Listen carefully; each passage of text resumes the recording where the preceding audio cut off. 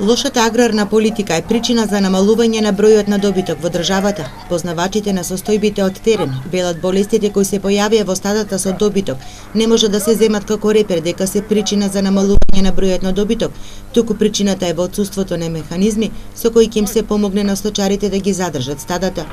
Тие се соочуваат со зголемени трошоци на производство, субвенции нема, а цените на производите се ниски, што значи нерентабилноста во производството ги доведува во независна ситуација, поради што и стадата се празнат. Не сметам дека разните заболувања кои што се појавија на територија на општина Штип се закана дека ќе се уништи стоката. Не.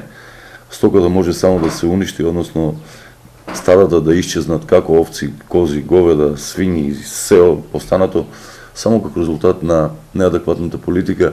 Знаете, вие не постои никаков механизам каде што сточарот ќе биде врзан да едноставно бројката која има во стадото да ја задржи.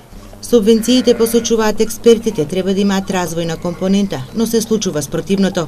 Ако вие веќе како држава давате пари и субвенционирате, вие треба да го врзете сточарот да истата бројка ја има, односно ја задржи, за да би можело и понатаму да дојде до зголемување на стадата.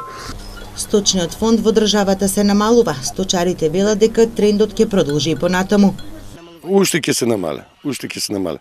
Тука чува најмалку 20 куќи, 30 куќи сток. Сегаш јас само што чувам. И тоа ќе се намале. Нема ни една. Според Стопанска комора, статистиките регистрираат надолен тренд кај добиточниот фонд. За 10 години за 4% намален е бројот на говеда и крави, за 70% бројот на овци, за 18% живината. Пораст од 7% има само кај свињите. Покрај ова, податоците покажуваат и надолен тренд во производството на дел од сточарските производи.